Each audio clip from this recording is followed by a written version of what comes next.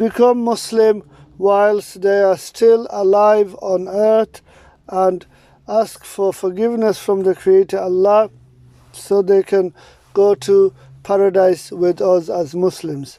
Ameen. Now, having said this, the Creator Allah knows best. Now, this is very important. I really want everyone to become Muslim, those who are not Muslims yet. Now, you see, the free will is part of the examination.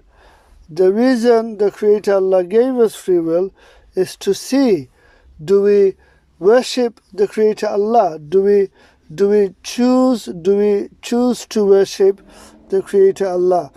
Now worshipping the Creator Allah is being grateful to Allah, is thanking Allah. Now you see, the being a Muslim, a Muslim means the one who worships the Creator Allah. Therefore, the one who is grateful to the Creator Allah. And the non-Muslim, therefore, means the one who is ungrateful, the one who cannot let go of his or her ego, and they choose ignorance and arrogance and ignorance. And so, example, they say, unwise things like, I am an atheist, for example, that's what they say, and I am an agnostic, or I can't see God. About not seeing God, you see, God is really powerful, and Moses wanted to see God, and basically, long story short, Allah said that Allah will show Allah's self to the opposite mountain, and the other mountain basically turned into dust, pulverized, evaporated, similar. It basically turned into dust, and Musa lost consciousness, and then the Creator Allah brought him back into consciousness, and Musa realized that it is not a good idea for the Creator Allah to come in front of him in order to see Allah. You see, the Creator Allah is extremely powerful. The Creator Allah is more powerful than a star, a main sequence star, which is our sun. So you see, you can't say, well, I can't see God, I can't see the Creator Allah. By the way, my Creator, your Creator is the same Creator Allah.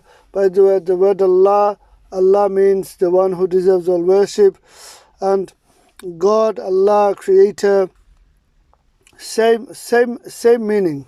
Yes, yeah. The higher power, the supernatural force, the higher power. Now, carrying on, look, free will is part of the examination. So don't let the free will mess you up. Like, don't go the opposite way. So, don't choose to have a God complex issue.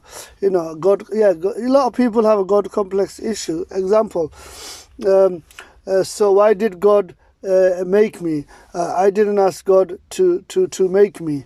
Don't forget, rules are important. So you have been given free will, I have been given free will, and so I can't just live the way I want, which means what I'm also saying is, breaking all the rules. A free will creature such as us, we just cannot live by our desires. Like, we cannot make the desires as rules. This is really silly, and not good for health, biologically, chemically, and psychologically.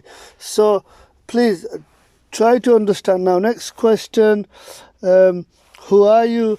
I am, who am I, and who are you? So you are a child of Adam, and I am a child of Adam. We are the children of Adam, and this is very important.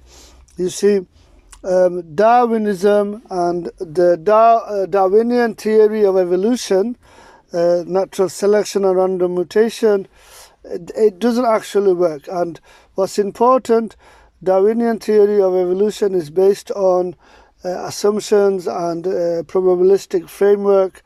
And again, maybe you see, if we talk about the word evolution, the meaning of the word evolution is basically observations in science, in observations of, example, bacteria, therefore observation, biological change over time.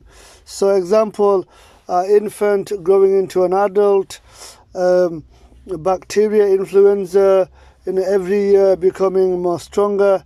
I mean, that is basically developmental change, or that meaning is fine. So example, that meaning is fine, but Darwinian theory of evolution is based on assumptions, and it doesn't work. It doesn't work.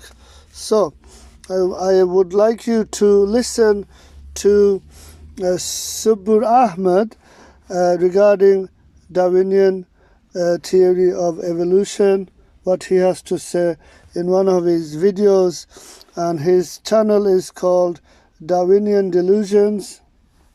Between Darwinism and scientific advancement. So we have this terms, and the term we want to learn today is muta. Muta means false marriage, temporary marriage. It is basically a marriage which is incompatible, or a marriage which is baseless. So why I'm saying this is because there's a baseless marriage between Darwinism and scientific advancement. So we have this type of rhetoric that you get in popular newspapers, that you get in popular documentaries, that you get in these sort of things. Oh, progression, and people will be backwards, and so on and so forth. This is actually totally nonsense. It's totally nonsense. And the reason why it's totally nonsense is because there was scientific advancement before Darwin. So the idea that if people don't accept Darwinism as being true, literally, which we have loads of reasons not to believe that's true anyway, is going to lead to a regression in science is nonsense, because we had scientific advancements before Darwin. And in fact, Darwin was living in a time in which there was a lot of scientific advancement. So this whole idea of, if you don't accept human chimpanzee history, or you don't accept the tree of life, or you don't accept natural selection led the monad to the man, you are, scientifically taking the world backwards. That's total nonsense. Secondly, another reason why this is nonsense is because what does Darwinism teach you about science, fundamentally? What does it teach you about mathematics, or logic, or philosophy, or poetry, or art? It teaches you all of these things fundamentally are either due to your survival and reproduction, or a maladaptive, something which is a maladaptive product of that. So essentially, if you're a Darwinist, you shouldn't really care about scientific advancement unless that leads you to having greater survival and reproductive value. Now, some of the Darwinists are going to say, of course, that's what science is all about. That's total nonsense. Science and scientists is not just about enhancing human reproductivity and enhancing our survival. That's part of it. So, okay, grant you that, we'll give you that as roadkill, fine, you can have that. You can have that little part of science. What about the science, what about the part of science that has nothing to do with survival and reproduction? What about the part of science which is actually the essence of science, which is learning for the sake of learning? Not learning for the sake of your survival and reproduction, but learning for the sake of learning. So you'll have a professor, say, who's way past an age that he can basically get aroused, right, and have children. He's way past that age, right? And, he hasn't got that sort of Darwinian motive. He'll still spend his life, the rest of his life, searching into the cosmos, coming up with different theories, going around talking about science. That's learning for the sake of learning. That's learning and promoting science and scientific advancement for another greater purpose, not to do with survival and reproduction. And so that part of science, Darwinists actually can't claim. So this whole false notion that, if we don't follow science, if we don't follow Darwinism, we're somehow going to fall back into caveman times and, paint our faces blue and throw spears at each other, it's total nonsense. In fact, if we truly were Darwinists, if we truly did actually just want to focus on survival and reproduction, we wouldn't be learning anything about the natural world unless it helped us with our survival and reproductive value. But as we know, That's not the main reason why scientists do what they do. They do what they do because they want to learn something about the world, and they want to get to know the unknown. Look at Isaac Newton. From a Darwinian point of view, how are you going to explain this guy? He thought it was a great thing that he died a virgin. He thought it was a great thing that he was doing what he was doing, but he never had any children. How do you explain that from a Darwinian point of view? You don't actually have an explanation.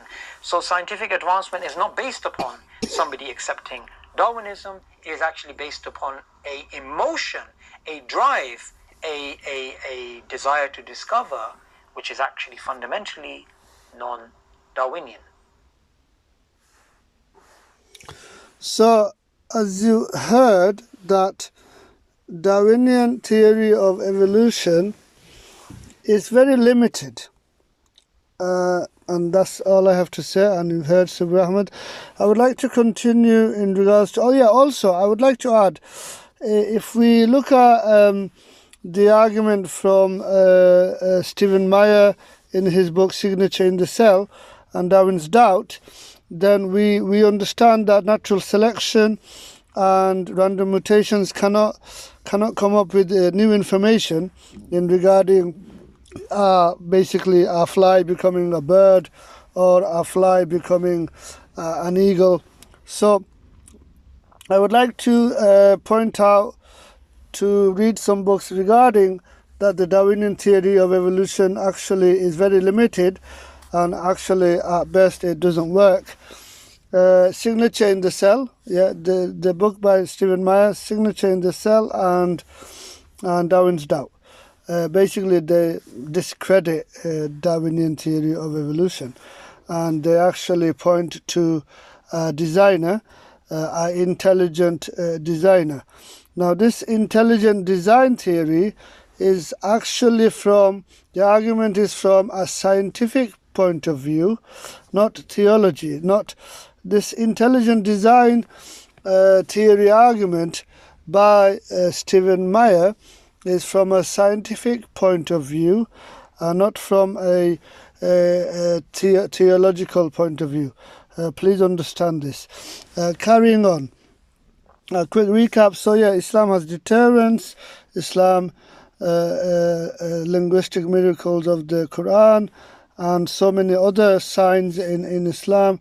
We have established that Islam is the correct guidance. So what I'm trying to say, look, what I am saying is Islam is the truth from the Creator Allah. Islam has been established to be the correct guidance for all of the children of Adam. And so the next question is, what is the purpose of